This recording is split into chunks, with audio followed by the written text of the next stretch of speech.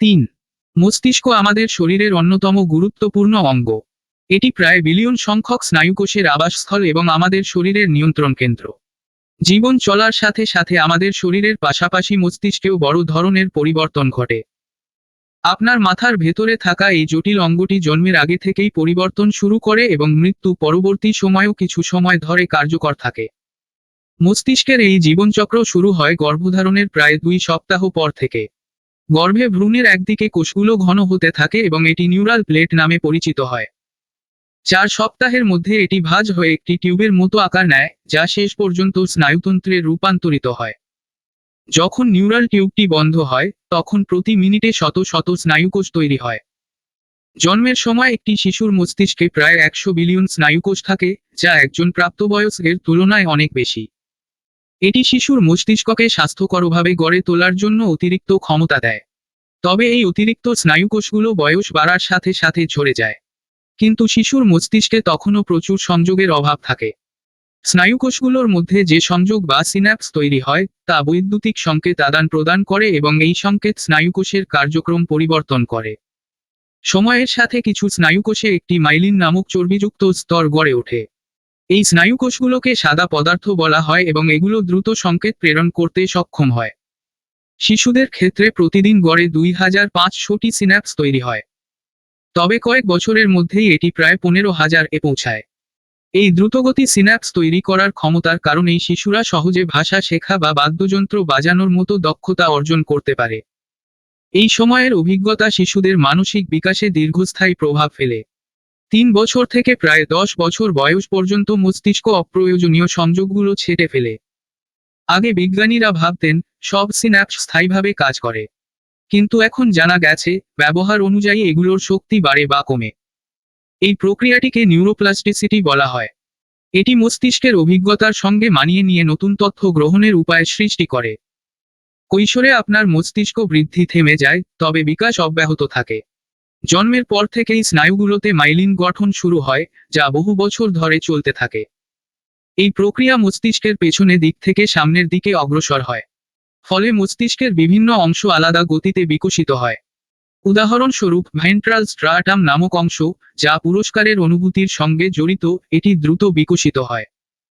কিন্তু prefrontal cortex, যা আত্মনিয়ন্ত্রণ এবং যৌক্তিক চিন্তার জন্য গুরুত্বপূর্ণ, এটি অপেক্ষাকৃত ধীরে গড়ে ওঠে। এই পার্থক্যের কারণে কিশোরদের মধ্যে ঝুঁকি নেওয়ার প্রবণতা এবং আসক্তির ঝুঁকি বেশি দেখা যায়। তাছাড়া কৈশোরে লিম্বিক সিস্টেমে বড় ধরনের পরিবর্তন ঘটে। এটি আবেগ নিয়ন্ত্রণ করে এবং এর পরিবর্তনের ফলে কিশোরদের মেজাজ দ্রুত ওঠানামা করে। এই সময় ভেন্ট্রোমিডিয়াল প্রিফ্রন্টাল কর্টেক্স, যা আত্মমূল্যায়নের সঙ্গে জড়িত, এর কার্যক্ষমতা বেড়ে যায়। এর ফলে কিশোররা সামাজিক মিথস্ক্রিয়া আরও ভালোভাবে বুঝতে শেখে এবং বন্ধুত্ব গড়ে তোলার দক্ষতা বৃদ্ধি পায়।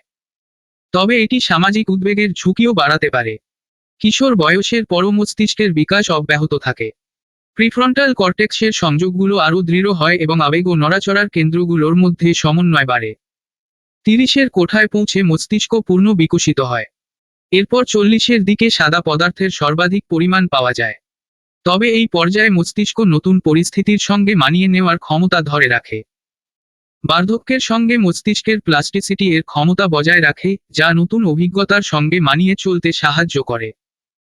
গবেষণায় দেখা গেছে, বয়স্ক ব্যক্তিরা স্বল্পমেয়াদী স্মৃতির জন্য মস্তিষ্কের উভয় পাশ ব্যবহার করেন, যেখানে তরুণেরা সাধারণত মস্তিষ্কের বাম অংশ ব্যবহার করে। মধ্যবয়সী মস্তিষ্ক নেতিবাচক পরিস্থিতি কম গুরুত্ব দিয়ে দেখার দক্ষতা অর্জন করে। অ্যামিগডালা, যা আবেগ নিয়ন্ত্রণ করে, তরুণদের ক্ষেত্রে ইতিবাচক ও নেতিবাচক উভয় ধরনের অভিজ্ঞতায় সক্রিয় হয়। তবে বয়স্কদের ক্ষেত্রে এটি নেতিবাচক অভিজ্ঞতার প্রতিক্রিয়া তুলনামূলক কম দেয়। এটি বার্ধক্যে মানসিক স্থিতিশীলতার একটি কারণ হতে পারে। মেনোপজ পরবর্তী নারীদের মস্তিষ্কে এস্ট্রোজেনের হ্রাস পাওয়ায় মস্তিষ্কের শক্তি ব্যবহারে প্রভাব পড়ে। এর ফলে হট ফ্ল্যাশ ও মেজাজের ওঠানামার মতো উপসর্গ দেখা দিতে পারে। মস্তিষ্কের সাদা পদার্থের পরিমাণ কমে যায় এবং তা পুনরুদ্ধার হয় না।